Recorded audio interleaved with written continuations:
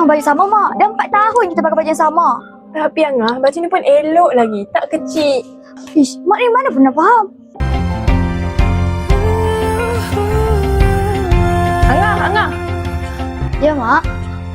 Ni, tolong bacakan jap. SPMS, STPMSS. Apa tak? SSPN lah, Mak. Nak buat apa? Katanya boleh buat simpanan tabung.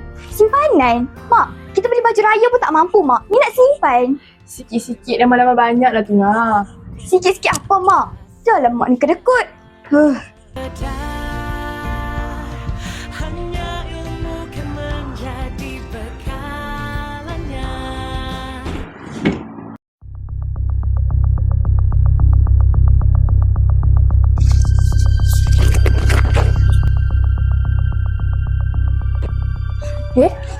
Alung ke tu? Ya, Mak.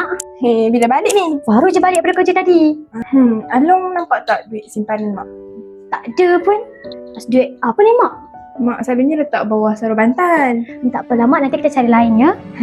Assalamualaikum. Salah. Baru balik. Oh, Alung. Bila Alung balik? Baru je tadi. Ni. Tengok. Banyak barang beli. Duit dapat dari mana? Alung kerja lah, Alung. Kerja? Kamu kerja? Alung tak percayalah. Kenapa? Alung tak percaya kamu? Kamu tahu tak hari ni duit Mak hilang? Kamu ke yang ambil? Tak, Alung. Angah baru lepas beli baju raya guna duit Angah sendiri. Kamu tengah menipu lah. Alung dah masak sangat tau dengan perangai kamu ni. Kenapa semua orang tak percaya cakap Angah? Alung tak percaya, Mak tak percaya. Angah cakap betul-betul lah. Serabut lah duduk rumah ni. Semua orang tak nak percaya Angah. Alung, kenapa dengan Angah tu, Alung? Angah tu baru je beli barang. Banyak tau. Kok dia kot yang curi Mak. Alung, tak baiklah fitnah Angah macam tu. Aku cuba dengan Angah sekarang. Mak tapi... Kalau tak nak, tolong Mak buat rendang.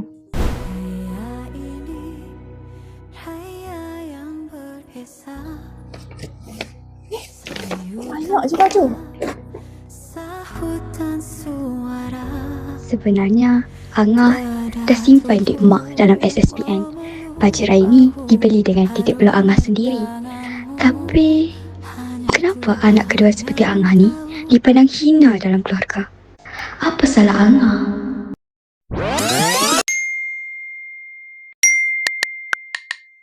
Hoi anak angkat, kau tu dah lah anak mas mak. Entah-entah nanti kau yang boleh semua harta mak aku. Ish, tak boleh jadi